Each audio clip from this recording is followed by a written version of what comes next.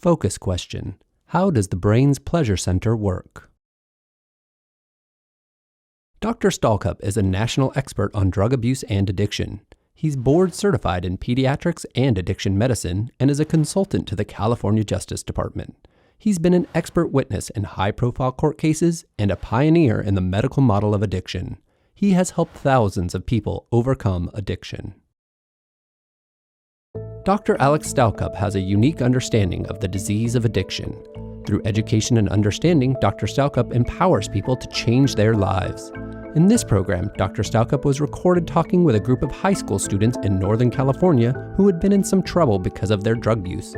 He is explaining the neurological process in the brain that happens in all addictions.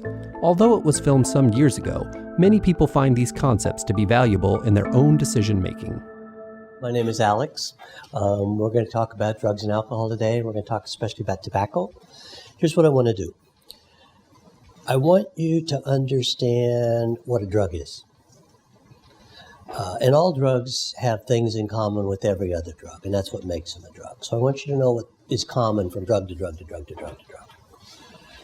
I want you to understand very clearly the ways that drugs can be harmful to you. I mean, you've grown up hearing the drugs are bad for you. No one ever explained to you why. I want to try and make sure you understand why.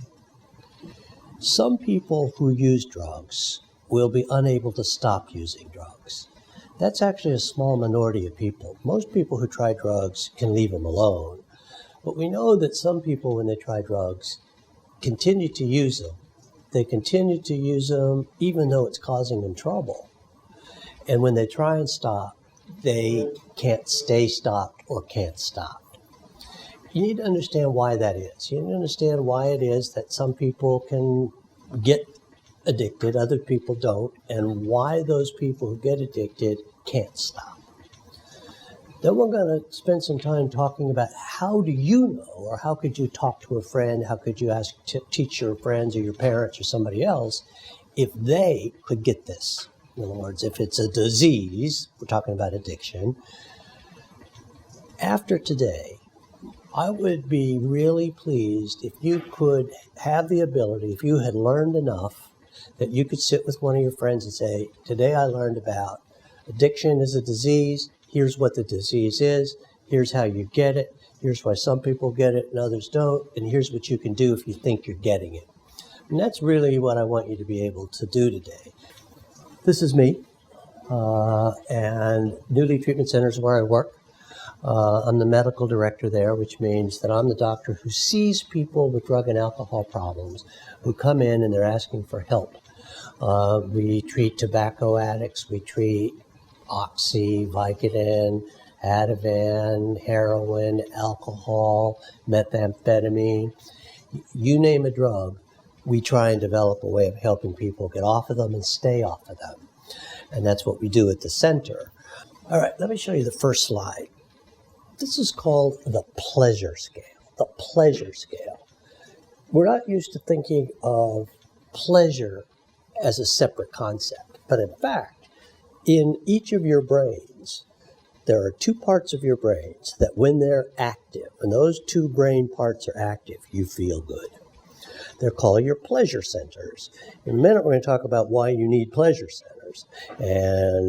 But first, you need to know that there are pleasure centers. Now, if you look at the pleasure scale, what this means is that, let's say you've got these parts of your brain that are pleasure centers, and when they're active. So let's say as you sit here right now, you just feel okay. You're not high, you're not low, you're just okay. Now, there are things you can do to turn on your pleasure centers. And these are called natural highs or simple pleasures. They're the kind of things you usually enjoy, the kind of things you like to do. So if you were here and you wanted to feel good, what would you do?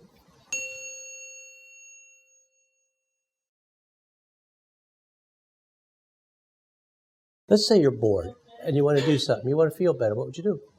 To be truthful, probably drink or something. Go drink or something. Okay, and that'll guarantee you to work.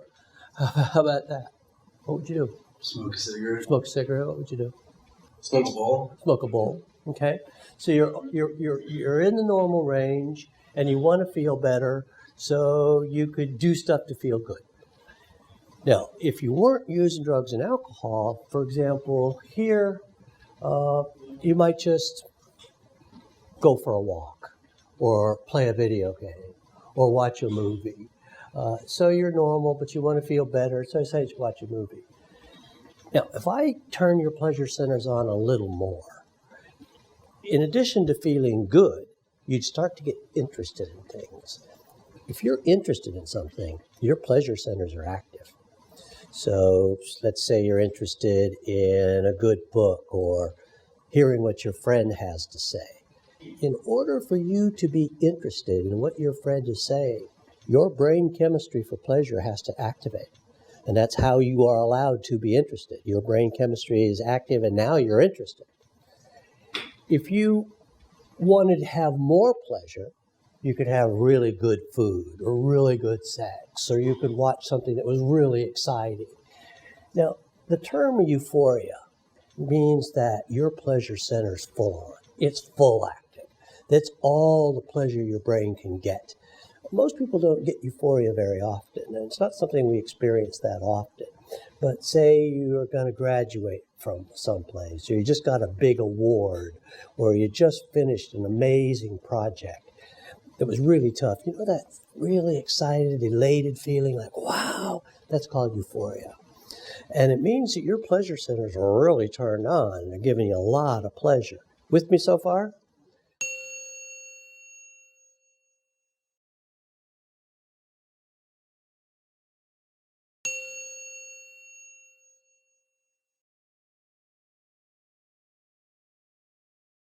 We also know that your pleasure centers can be underactive. So, for example, if you are in a bad mood, you didn't get any sleep, you feel negative. Any of you ever feel negative? Well, now if you had even less activity in your pleasure centers, you'd be bored. Notice that these are opposites, right? A little activity, you feel good.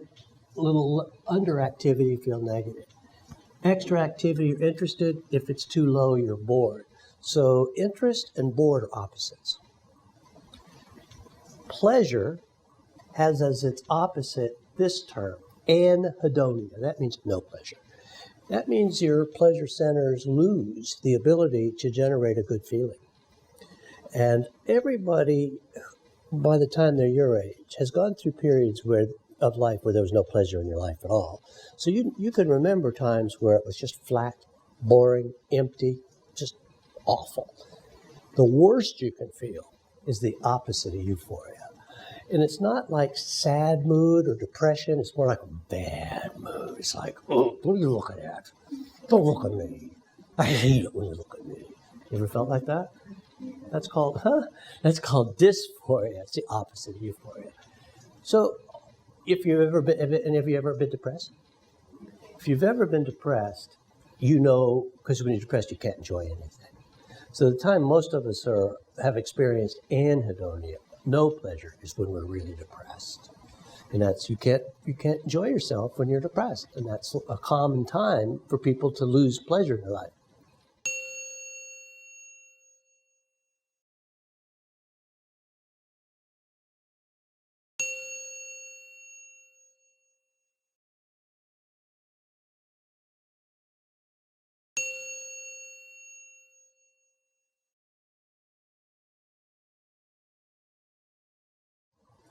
This is the system drugs work on.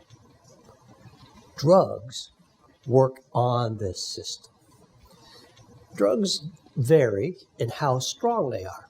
By strong, I mean how much pleasure can they give you.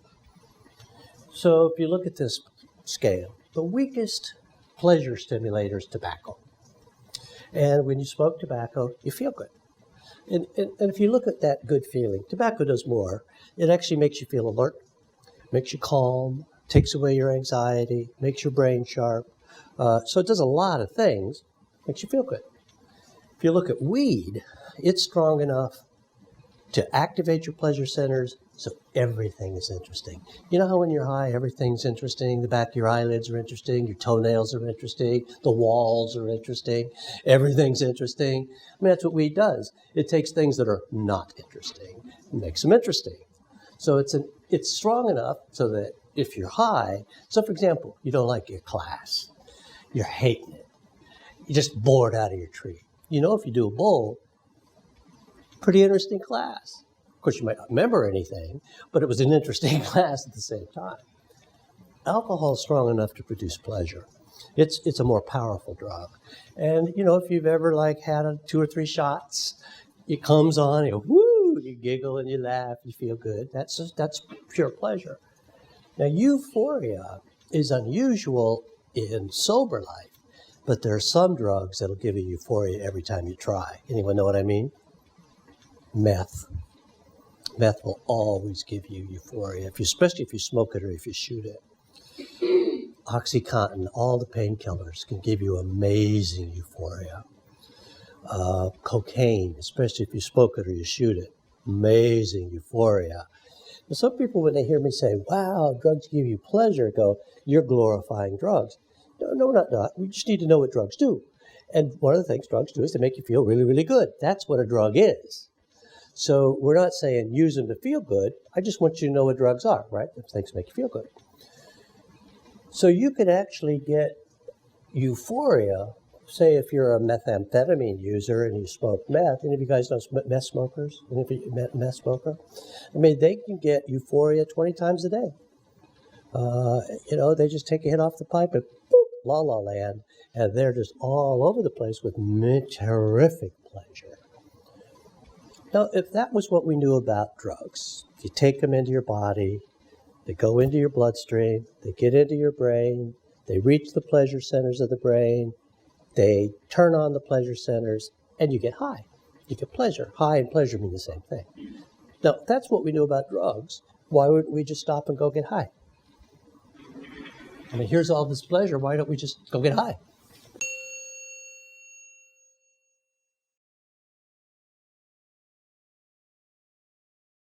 Why don't we just go get high?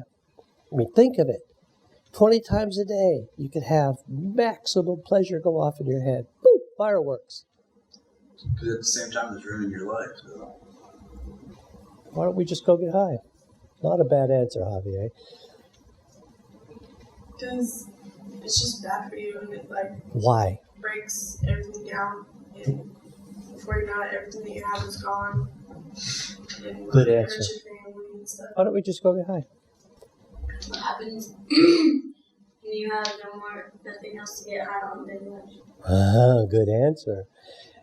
Y'all know people who use powerful drugs, right? The big ones, the euphoric ones.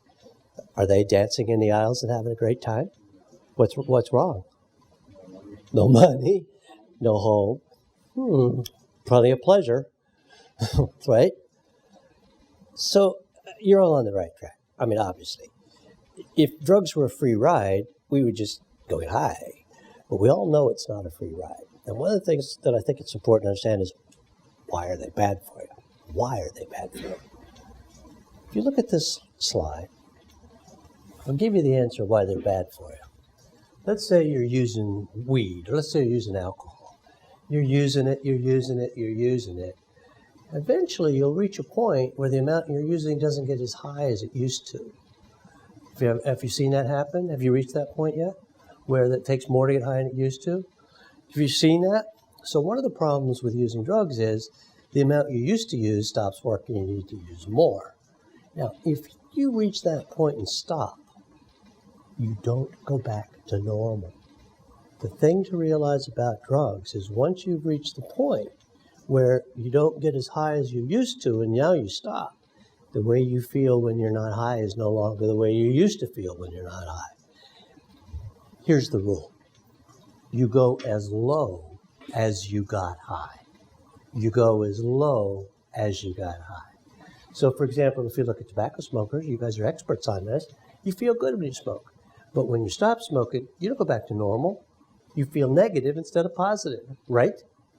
If you're a weed smoker and you use it and you like weed, when you stop, you don't go back to normal. What do you get? Bored. Bored. You've all experienced this. You all know what I'm talking about. If you drink alcohol and you reach the point where the alcohol you used to use doesn't work anymore, you stop. You can't enjoy yourself. You lose pleasure. What are you going to do? Drink. That's the right answer. Okay. Now, if you're using drugs that produce euphoria, when you stop, keep in mind this fact. Dysphoria isn't tolerable. Nobody can stand being dysphoric. You've seen people coming down from meth. They're awful. They can't stand how they feel. They're out of their accord. And that's dysphoria. So they pay a really high price for the euphoria they got.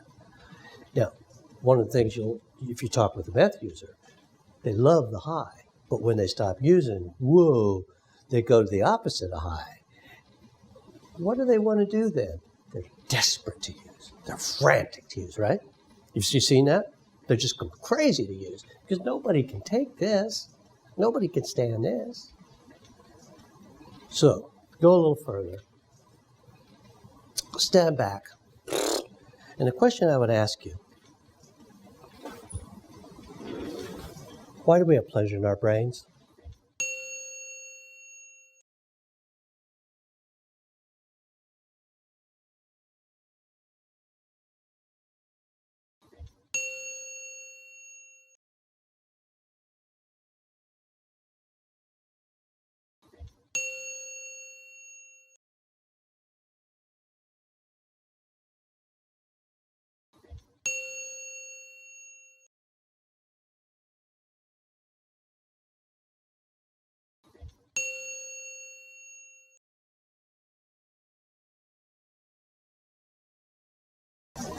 If say you get a good massage, or suppose you are just really in love, or suppose you're thinking about graduation or something, the pleasure you get from that means that your pleasure center's turned on.